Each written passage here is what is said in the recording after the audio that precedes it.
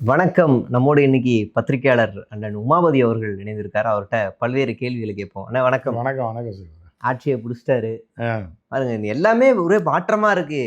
சீட்டுக்கு பின்னாடி இருந்த வெள்ள துண்டை அகற்றினார், வரலாற்று படைத்தார் ம். அப்படின்னு ஒரு செய்தி. இதுக்கு முன்னாடி இருந்த சிஎம் வந்து பின்னாடி வெள்ள துண்டு போட்டிருப்பாங்க. ம். இப்ப கார்ல எல்லாம் போனா வேர்வை ஆமா, ஒட்டக்கூடாதுன்னு ஆமா. போட்டிருப்போம். அந்த துண்டு சிஎம் சீட்ல இருந்த வெள்ளை துண்டை எடுத்து வரலாற்றை திருப்பி படைத்தார்னு ஒரு செய்தி போடுது. எதுக்கு வெள்ள துண்டுக்கு பின்னாடி என்ன இருக்கு?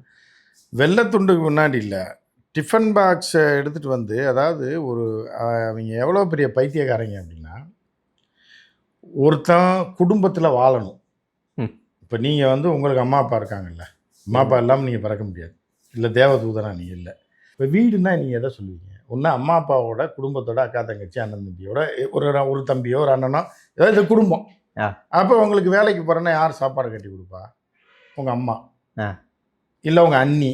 இல்ல உங்க தங்கச்சி. யாரோ இல்ல வீட்ல இருக்க அக்கா. யாரோ. வீட்டு சாப்பாடு சாப்பிட்றீங்க. வீட்டிலேருந்து கொடுத்து விட்றாங்க. காலையிலே செஞ்சு தம்பி டியூட்டிக்கு போகிறான் இல்லை காலேஜுக்கு போகிறான்னு கொடுத்து விட்றாங்க. அப்படி ஒரு குடும்பம்னு ஒன்று இருந்தால் தானே குடும்பத்துலேருந்து சோறுன்னு ஒன்று வரும். ஆமா. குடும்பமே இல்லை, பொண்டாட்டி இல்லை, பிள்ளை இல்லை ஒருத்தருக்கு. ம். யாருமே தாய் தந்தை இல்லை. யார் வீட்டில் சோறாக்குவா? வேலைக்காரனா ஆக்குவாங்க. புரியுதா உங்களுக்கு? அப்போ ஒரு வேலைக்காரனை போட்டு ஆக்குறதுக்கு அதே வேலைக்காரன் தான் ஸ்டார் ஹோட்டலில் செஃப், நல்ல செஃப்பெல்லாம் இருக்கான்ல, அவன்கிட்ட ஃபோன் அடிச்சு இப்போ ஆர்டர் போட்டால் கொண்டு வந்து கொடுக்க போகிறாங்க. தான் கையால் தானே எடுத்து சாப்பிட்டார். அது வந்து என்னன்னா, அந்த ஒரு பரதேசி நாய் ஒன்று இருக்குது ஹிந்தியில். பெரிய ஒரு நடிகர் ஒருத்தர் இருக்கான். அவன் என்ன பண்ணுறான்னா, ரஜினிகாந்த் ஒரு படத்தில் நடிக்கும்போது அவன் வில்லனாகவே ஏதோ நடிக்கிறான். நடிக்கும்போது என்னென்னா, ஹிந்தியில் என்ன பண்ணுவாங்க அப்படின்னா, ஒரு விஷயம் அவங்க வந்து ஒரு மக்களுடைய தொடர்பு இல்லாத ஹிந்தி நடிகர்லாம். செட்டுக்குள்ளே ஷாருக் கானா, சல்மான் கானா வரும்போது என்ன ஆகுனா, ஷூட்டிங்கில் மேலே பார்த்துட்டே தான் வருவாங்க. ஏன்னா கோடாலேருந்து சுற்றுவாங்க இவங்கள. ஓ. உயிர் பயத்தில் என்ன பண்ணுவாங்கன்னா, தரையை பார்க்க மாட்டாங்க. செட்டுக்குள்ளே வரும்போது மேலே கட்டி லைட்லாம் கட்டியிருப்பாங்கல்ல, பயத்தில் இப்படி பார்த்துட்டு தான் வருவாங்க. மேலே யாரா நிற்கிறா, அங்கே லைட்டில் ஒருத்தர் நிற்கிறான், இங்கே நிற்கிறான்றப்ப அவனை பார்த்து தான் வருவாங்களாம். சைக்காலஜிக்கலாக நம்ம நடிகர்லாம் எப்படி பார்ப்போம், கீழே பார்த்தா வணக்கம் வணக்கம் அப்படி இருக்கீங்க, டேரக்டர் கூப்பிடுவாங்க, அசிஸ்டன்ட் டேரக்டர். அங்கே மேலே பார்த்து வரக்கூடிய பைத்தியங்கள், உயிர் பயத்தில் இருக்கக்கூடியவங்க. சரியா? அதுக்கப்புறம் அதில் ஒருத்தன் ரன்வீர் கபூர்னு நினைக்கிறேன் யாரோ என்ன பண்ணிட்டான்னா, ஹிந்தி பேப்பருக்கு பேட்டி கொடுத்தான். என்ன பேட்டி கொடுத்தேன்னா, நான் நினச்சி கூட பார்க்கல, சூப்பர் ஸ்டார் ரஜினிகாந்த் ம். தண்ணி பாட்டில் எடுத்து அவரே அவர் தண்ணி குடிக்கிறாரு. எனக்கு ஆச்சரியமாயிடுச்சு. எவ்வளோ சிம்பிள் மேன். ஓ. புரியுதா? ஏன்னு கேட்டால் அவனுக்கு வந்து இப்படி திரும்பினான்னா டப்புன்னு தண்ணி பாட்டில் கலந்து கிளாஸில் ஊற்றி ஒருத்தங்க வந்து கொடுக்கணும். அவன் வாங்கி குடிச்சிட்டு அப்படி நீட்டுவான், அப்படியே எடுத்துகிட்டு போயிடுவாங்க. இதுதான் அவங்க பழக்கம். ஓகே. அப்போ ஆமா. வந்து வெயில் அடிக்குதோ மழை பெய்யுதோ கூட ஒருத்தன் பிடிச்சிட்டே இருப்பான். இப்போ நம்ம இதுலேயும் நம்ம சீரியல் நடிகைகள் கூட அப்படி தான் இருக்காங்க. ஆமா. ஷூட்டிங் போய் பார்த்தீங்கன்னா தெரியும். ஆமா. ஒரு கொடை பிடிக்கிறதுக்கு ஒரு ஆள் இருக்கும், ஹீரோயின் வேர்க்காமல் இருக்கிறது. மழை காலத்தில் மழை காலம் மேகமாக இருக்கும், ஆனால் கொடை பிடிச்சிக்கிட்டு இருப்பாங்க. மழையே பெய்யாது, வெயில் அடித்தாலும் கொடை பிடிப்பாங்க. இது ஒரு சரி, வெயில் அடித்தா கொடை பிடிக்கலாம், தப்பு இல்லை, ஏன்னா வேர்க்கும் மேக்கப் கலையம். இந்த மாதிரியான ஒரு சமூகத்தில் பார்த்தவன் ஐயா அவரே சாப்பிட்றாரு. ஆனால் இன்னொன்று சொல்லலாம், நம்ம விஜயை சொல்ல முடியாது, என்ன சிஎம் ஆகிட்டார். சில பேர் சொல்லுவான் அவரே வந்து ஒன்றுக்கு இருந்தார், யூரின் போனார், அவரே தான் செருப்பை எடுத்து தானே போட்டாரு. வேற யாரா போட்டு விடணுமா என்னன்னு தெரியல அப்படின்ற மாதிரி இருக்கு. ஸோ இப்படின்னா அப்படி பார்த்த பைத்தியக்காரங்களுக்கு இது வந்து பெருசாக தெரியும். டிஃபன் பாக்ஸில் சாப்பிட்றாரு அவர். இது எல்லாமே நடிப்பு. நீ வந்து எல்லாமே டிஃபன் பாக்ஸில் நம்மளே சாப்பிட மாட்டோம். ஏதோ ஒன்று பார்சல் வந்தால் கூட ஒரு தட்டை எடுத்து வச்சு அதில் கொட்டி என்ன நடிப்பு. டிஃபன் பாக்ஸாக இருக்காரா, அதில் கிரேவி இருக்குது.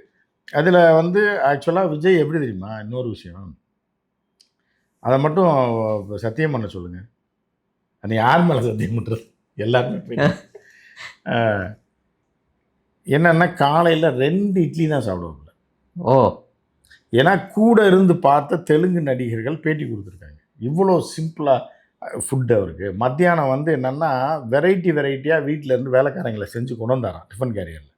அவரோட நண்பர் சொல்கிறாப்புல, அவரோட நண்பர் கிளாஸ்மேட்டு சொல்கிறாப்புல, அவர் ஒரு நடிகர் ஷூட்டிங்கில் போகிறப்ப. இப்போ எம்எல்ஏவாக இருக்காரா? இல்லை, அவர் இல்லை, அவர் லேட்டராக வந்தவர். இவர் லேட்டஸ்ட் நண்பர். இவருக்கு முன்னாடி நண்பர். என்னென்னா எல்லாம் வந்து எல்லாம் தட்டு போட்டாங்கன்னா இவர் உட்காந்துருந்தாப்லையா விஜய். உட்காந்துருந்தோன்னே சாப்பிடுங்கடா, சாப்பிடு அப்படி எப்படின்னாரா. நீங்கள் தட்டை வைக்கல, நான் சாப்பிட நான் ஐயோ நீங்கள் உங்களோட சேர்ந்து சாப்பிட்லான்னு தான் நான் அதுக்கு தான் சொன்னேன். வீட்டிலேருந்து எல்லாம் வந்து சாப்பிடுங்க, எல்லாம் மட்டன் அள்ளி வை, இதை வை, அதை வை, இதை வைன்னு வீட்டு கேரியரை உடச்சி எல்லாம் வச்சாங்க. நீங்கள் எதாவது நீங்கள் சாப்பிட்ணுன்னே பேருக்கு ஒரே ஒரு துண்டு எடுத்து வாயில் போட்டாப்லையா. ஓகே.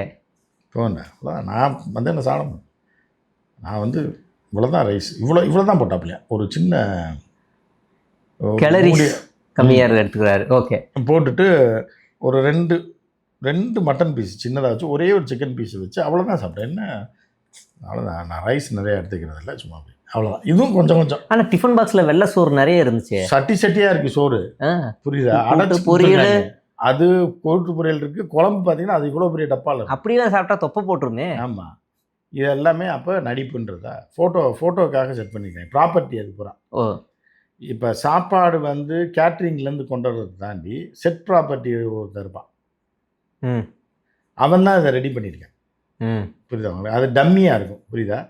துப்பாக்கி குண்டு எப்படி சாப்பாடு எப்படி டம்மியாக இருக்கிற மாதிரி டிஃபன் பாக்ஸ் ஃபுல்லாக க்ளோஸ்டாக இருக்கும், புரியுதா? அப்படின்னு புரியுது.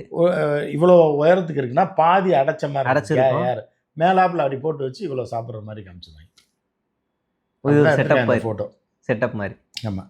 அதுக்கு ஒரு சைக்காலஜிஸ்ட் இன்னைக்கு போட்டிருக்காரு. என்ன போட்டிருக்காருன்னா, எந்த மனிதனாக இருந்தாலும் ஒரு 4 மணி நேரம் 5 மணி நேரம் ஒரு சீட்டில் உட்காந்து ஒர்க் பண்ணுறான்னா அட்லீஸ்ட் அந்த இடத்துல உட்காந்து சாப்பிட மாட்டானா. அது மனித உளவியலாகவே அது விருப்பம் இருக்காது. மனையுடைய ஒரு மனிதனோட இயல்பே அது கிடையாது. ஒரு இடத்துலையே உட்காந்து சாப்பிட்டுட்டு அங்கேயே உட்காந்துருந்தா கூட சாப்பிட்டு முடிச்சதுக்கப்புறம் அங்கே உட்காந்து வேலை பார்க்க மாட்டான் அதே சீட்டில் உட்காந்து. அதே மாதிரி ஒரு சீட்டில் உட்காந்து வேலை பார்க்குறவன் அந்த சீட்டில் உட்காந்து சாப்பிட மாட்டான். ஆமாம். நானே உட்காந்துருக்கேன், உங்களுக்கு பேட்டி கொடுக்குறேன், 2 மணி நேரம் மாற்றி இன்னொருத்தர் கொடுக்குறேன், தட்டை கொடுத்தா நான் இங்கேயே உட்காந்து சாப்பிடுவேண்ணா. அட்லீஸ்ட் இந்த டேபிளில் போய் இங்கே வச்சுட்டு சாப்பிட்டுட்டு போய் இப்படி தானே. இதுதான் சைக்காலஜி. ஆமாம். அப்போ என்ன வேண்டா நீங்கள் வந்து என்னென்னா நடிப்புக்கும் ஒரு அளவு இல்லையா? இப்போ முதலமைச்சருக்குன்னு ஒரு பிஏக்கள் நிறைய பேர் இருப்பாங்க.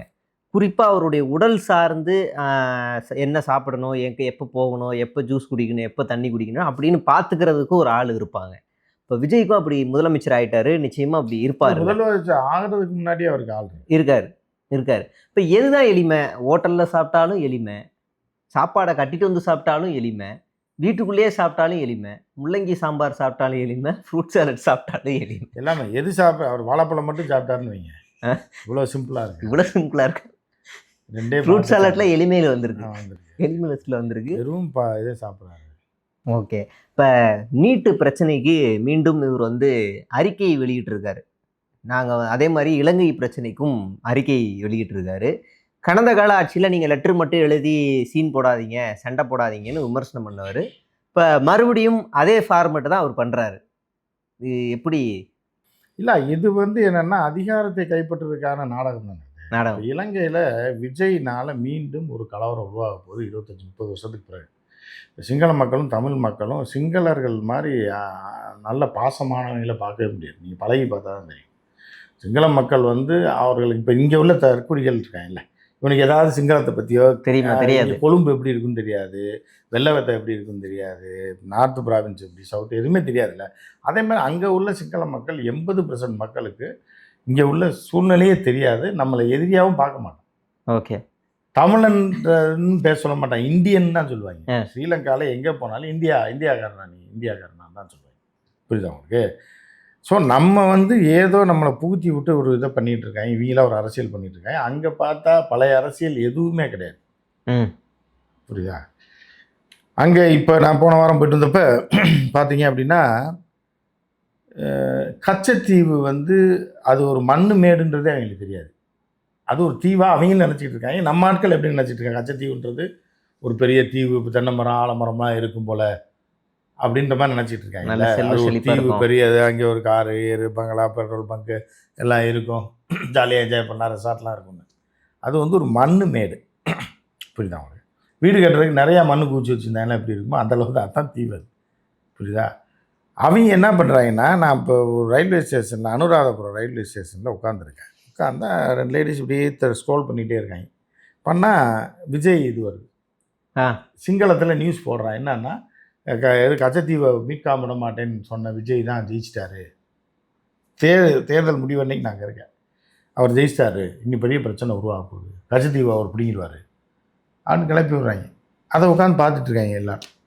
இது 2 நாட்டு பிரச்சனைன்றது அவங்களுக்கு புரியலையா? ஒரு மாநில முதலமைச்சரால அதெல்லாம் பண்ண தூண்டி முடியாதுன்னு. விடுறதுனால என்ன ஆகும்னா, அமைதியாக இருக்கவனை சொரிஞ்சு விட்டு அவன் தமிழனை போட்டு சாவடி அடிக்க போகிறான். திருப்பி பஞ்சாயத்து ஆரம்பிக்க போகுது. ஓகே. ஏன்னா ஸோ இப்படி விஜய்னால இன்னும் என்னென்ன இதுகள்லாம் அனுபவிக்க போகிறாங்கன்றது நம்ம பொறுத்து இருந்து தான் பார்க்கணும். சரி, இப்போ மீண்டும் முதலமைச்சர் ஆனவுடனே எங்கள் அண்ணன் பத்திரிகையாளர் சந்திப்பாருன்னு எல்லாரும் சொல்லிக்கிட்டு இருந்தாங்க. இப்போ வரைக்கும் முதலமைச்சராகி ஒரு பத்திரிகையாளர் சந்திப்பை சொன்ன கூட- எப்படின்னா, அண்ணன் முருகேஸ்வரிக்கு 500 300 மொய் செய்வார்ன்றக்காக புரியுதா? கூட இருக்கவங்க சொல்லி விட்டுருப்பாங்க. அவரு சொல்லல.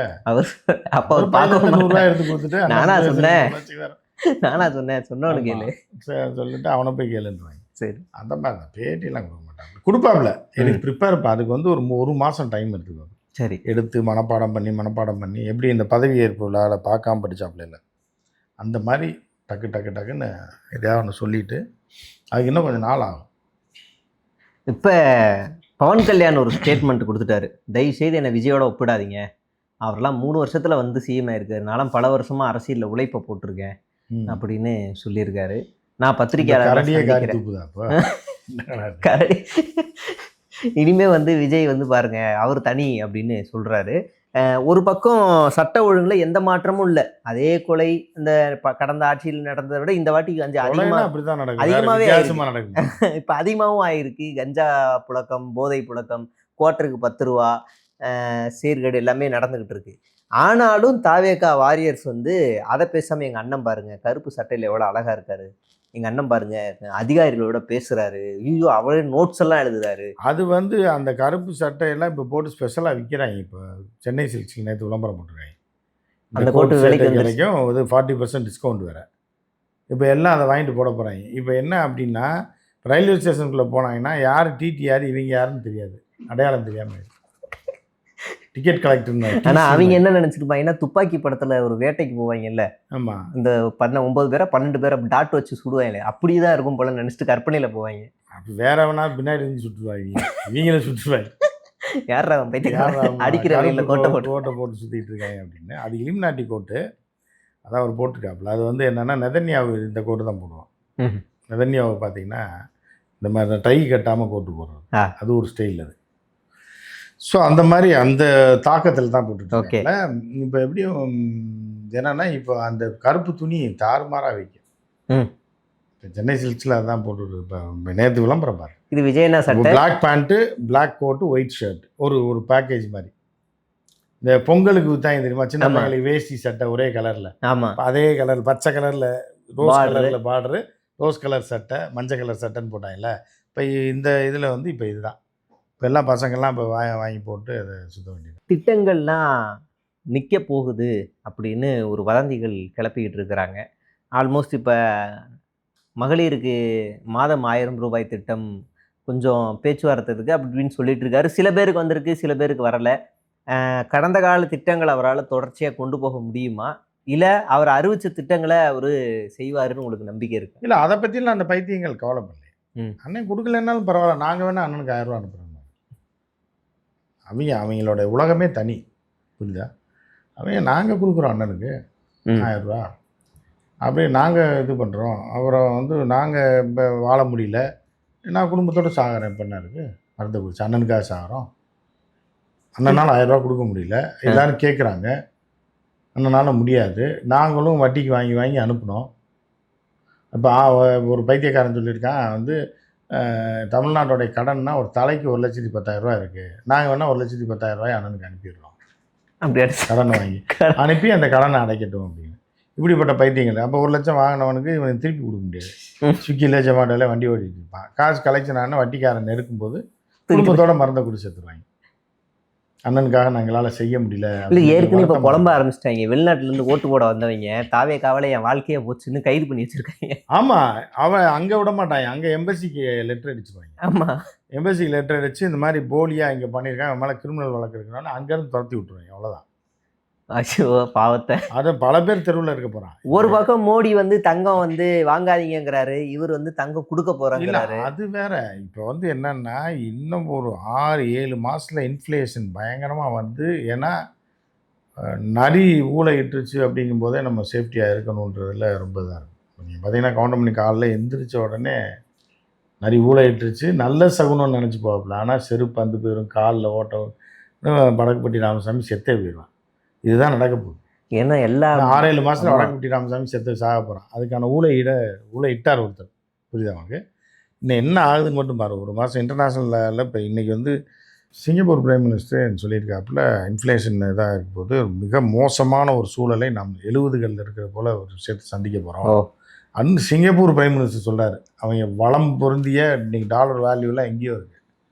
அப்போ இங்கே நம்ம என்ன ஆக போகிறோன்ற ஒரு பதட்டம் பீதி இருக்குது. அது அந்த நேரத்தில் இங்கே வேறு சனியனாக இது வேறு நடந்திருக்கு. இனி தமிழ்நாடு என்ன ஆக போகுதுன்னே தெரில. ஏற்கனவே வந்து உலக ரீதியான பொருளாதார வீழ்ச்சி அப்போ மன்மோகன் சிங் இருக்கப்ப அன்னைக்கு வந்து நம்ம வெளிநாட்டை நம்பி எதுலேயுமே இல்லை, பெரிய அளவில் இல்லை. இன்றைக்கி எல்லாத்தையும் லிங்க் பண்ணி அங்கே கொண்டு போய் சிக்க வச்சிட்டாங்க. இப்போ நம்ம எப்படி என்ன ஆக போகிறோன்றது அதுவே ஒரு பெரிய பிரச்சனை. பொறுத்து தான் பார்க்கணும். ஆமாம், மத்திய அமைச்சர்கள்லாம் கான்வாயை கட் பண்ணுறாங்க, அதுக்கு ஃபயர் விடுறாங்க. ஒரு நாள் கான்வாயில் கட் பண்ணல, அவங்க சாப்பாடு வாங்க போயிருக்காங்க. அதை எடுத்துகிட்டு பாருங்கள், 2 வண்டி தான் வருதுங்க. மோடி ஊர்லேயே இல்லை. ஓகே, இந்த வண்டியை கம்பெனியில் சர்வீஸ் கூட போயிருக்காங்க. 2 வண்டியை அதை எடுத்து மோடி சிம்பிள் ஆகிட்டாருன்றாங்க. ஓஹோ, அவ்வளோதான். நேற்று வந்து பட்னா ஆஃபீஸ் வந்து நேற்று புல்லட்டில் போனாப்புல ஆஃபீஸுக்கு. அடுத்த நாள் எதில் போனான்னு தெரியுமா? தெரியாது. அதுதான் பைத்தியக்காரங்க. இந்த கோடி மீடியா வச்சு ஃபோட்டோ எடுத்து போட்டுருவாங்க. அப்போ மக்கள் என்ன நம்ம கும்பிட்ட பசங்க, அப்போ இனிமேல் பைக்கில் தான் போவார் போல. இதை விட பீகார் முதலமைச்சர் நடந்தே போயிருக்காரு. ஏன்னா வேறு வழி இல்லை. காரை விட்டுட்டாங்கன்னா அவங்களுக்கு பஸ்ஸே கிடையாது, நடந்து தான் போகணும். அவர் ஏற்கனவே நடந்து போயிட்டு இருந்தவங்க. இப்போ நீங்கள் வந்து ஒரு கோடீஸ்வரர், இப்போ அம்பானியோ அதானியோ வந்து ரோட்டு கடையில் டீ சாப்பிட்டாங்கன்னு அதிசயமாக பார்க்கலாம். இப்போ ஆட்டோ ஓட்டுறவர் ஒருத்தர் ரோட்டு கடையில் டீ சாப்பிட்டாருன்னு அது அதிசயமா? அது அவர் எப்போவுமே அப்படி தான் சாப்பிடுவார். இப்போ நம்ம எங்கே போய் சாப்பிட்றோம்? ரோட்டில் தான் சாப்பிட்றோம். அது அதிசயமா? ஆமாம். ஸோ அந்த மாதிரி தான் ஏற்கனவே நடந்து தானே போயிட்டு இருந்தேன். ஓகே, அதை வரக்கு முன்னாடி என்ன பண்ணேன்? நடந்து தான் போயிட்டு இருந்தேன். இப்போ திருப்பி நடந்து தான் போகிறேன். அது என்ன அதிசயம்? ஓகே, அந்த மாதிரி தான் இருக்குது. தொடர்ந்து பேசுவோம்ண்ணே. நன்றி, வணக்கம்.